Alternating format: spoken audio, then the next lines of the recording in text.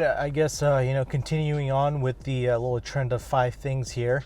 Here's something I haven't done in a while. 5 things I hate about this car.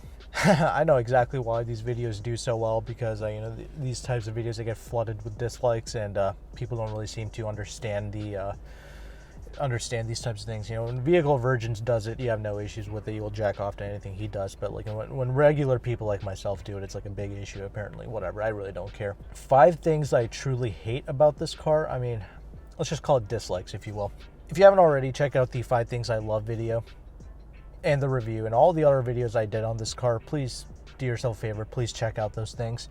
I go into far more in depth with those videos about this car. But yeah, if you just want to know, I might send this video to Lexus. I don't know. I mean, it's 5 little nitpicky bullshit things that, I guess they can improve upon. I mean, it's not really that big of a deal, but all right, 5 little things. Here we go. They're all pretty much associated with the interior, honestly, because like I mentioned, the 5 things I love video and the review, driving wise, from a driving perspective, I have 0 things to complain about with this car.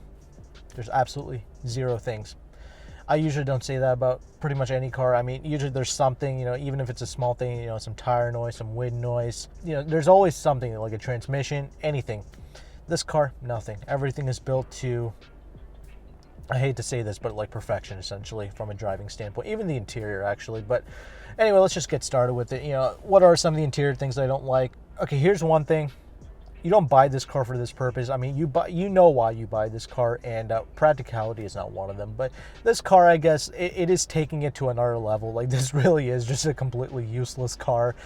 There is literally no space in this vehicle whatsoever for things, for people, nothing really. You can put 2 adults in here, and that is about it. Like, you put 1 significant other or like a human that you genuinely like in the passenger seat, and that's about it. Otherwise, it's a driving utensil for you and yourself alone. It's for your own pleasure, essentially, because the trunk space, it's not the worst thing in the world, but like it's really compromised. Like, the depth is pretty good, however, it's not a very tall trunk space. You might be able to put a carry-on bag in there. You might even be able to squeeze 2 in there. If so, that's pretty good. That's not half bad. But yeah, it's definitely compromised. I just don't like how it's not that tall of a trunk space, so it kind of makes it a bit useless, but you can certainly fit a few things in there. If you've seen like a Maserati convertible trunk, it's far larger than that. That's truly useless. But when you have other cars in the class, like the Jaguar F-Type and the Corvettes that are like hatchbacks in the rear, like the C7 and the F-Type, that's far more usable. And the Porsche 911, that's another car kind of in this class. That front trunk that thing has, the Porsches, it swallows up a deceptive amount of things. Like, it's like deceptively large, that trunk. So, that's another reason why those things are pretty coveted. It's kind of like a well-rounded type of vehicle. It can fit a lot of things in it.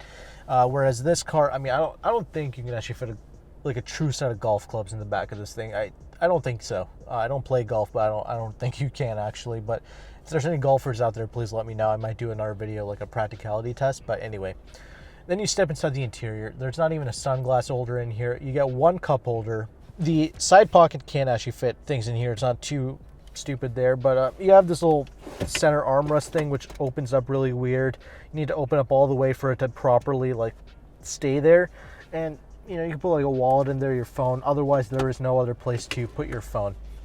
There's like this little soft closing thing. The passenger can't open this. It's just, yeah, it's not the best place ever. The glove box is pretty much useless. So yeah, there's a couple of things like that. It's pretty much a big fat $100,000 like Hot Wheels toy car that you just enjoy driving around, essentially. So that's the first thing. The second thing that I don't really like about this car, again, it's another like interior aspect, if you will. I don't really like, you'd be surprised, I actually don't have an issue with the infotainment, which I bet a lot of people thought I was going to say, but if you saw my reviews and all that, I actually don't really mind it. I say this in pretty much any Lexus review I do because I don't use the infotainment. I don't know how to use an infotainment when you're driving a car. There's no need to. So I never really, infotainment is not really something I care about in any car, and this might piss some people off. The 2018 model year cars did not come with Apple CarPlay and Android Auto, but the 2019s and up do get Apple CarPlay. Like, this car has it, but I have an Android. So this model doesn't have the Android Auto. You have to wait for the 2021 option or model year. So that might annoy some of you. I don't care. I just hook up my Bluetooth, listen to music. But in this car, I just listen to that V8 more often than I listen to music. So there's that. But here's the thing I don't like. The flagship cars like the LS and the LC, they do this really dumb thing where they put the heated, the cooled seats, and the heated steering wheel functions all buried into the infotainment. That's really dumb. Most cars, I don't have to interact with the infotainment because I have buttons for climate control, heated seats, all that stuff. And this, the climate control is completely separated, and I love that. However, I need to go back and dick with the screen to play with the heated seating controls and the cooled seats. That's distracting. I don't like that. The other thing is there's a lot of glare on the screen, from the sunlight, so sometimes it's very hard to see. So it's highly distracting. It's a very dumb thing because Lexus, obviously in vehicles like the RX and stuff like that, they have dedicated buttons for this stuff, for the heated seats, for the cooled seats. So it's really dumb that they don't put that here because they gave you this digital gear shifting thing and they touted that it was to, make more space in the interior. They have so much space up here, up north of the shifting lever here. They could have easily put some physical buttons for that stuff here. And they could have put like the heated steering wheel button somewhere up in the steering wheel area, but they didn't do that, so whatever. That's the second thing I don't like. The third thing, since I talked about the steering wheel, this interior space is obviously beautifully crafted. I mean, it's like my most favorite interior space of any car. Like I mentioned multiple times, it makes every other car's interior look like a Motel 6 bathroom. So you have this essentially this perfect interior space. However, there's one place where they kind of compromised.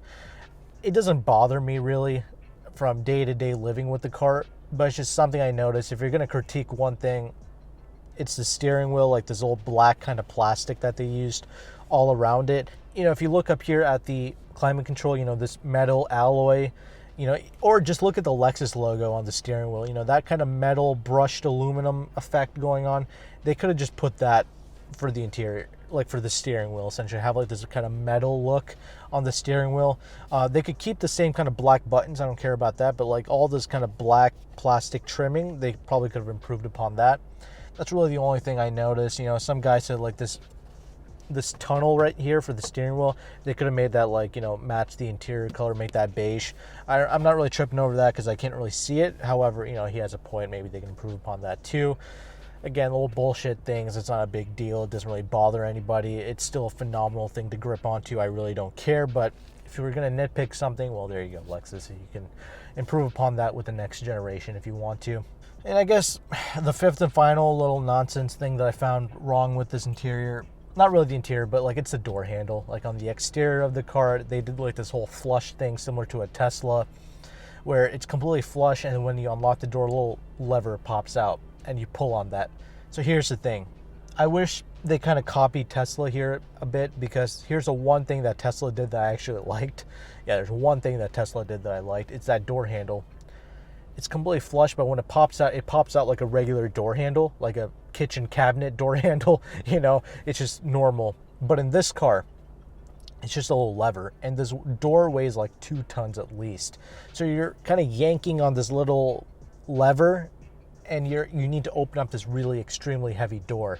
So that kind of sucks. I don't really like that sensation. I get it. It's a Lexus door handle. It's not going to break off or anything like that, but I don't like doing that. So usually what I end up doing is when the lever pops out, I actually just grab the physical door itself and open it up that way. Just something I started doing with the car because I feel bad yanking on that door handle.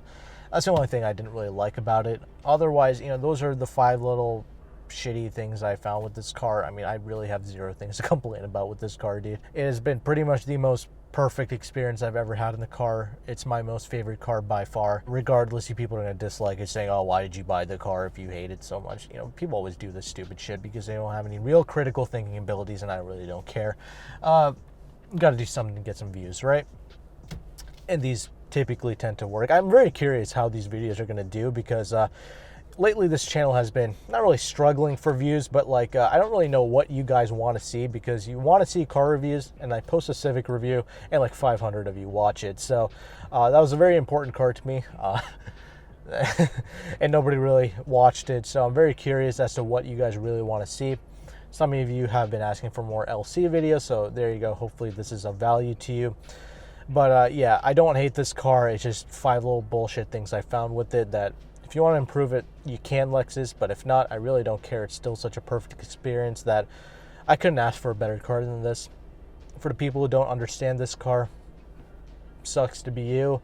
For the people who do get it, and if you have the means, I would highly suggest you go out and purchase this car. I really do, because something like this is not going to exist for much longer. So take advantage of it while you can, either used or new or leased or whatever. But there you go. That's my little video.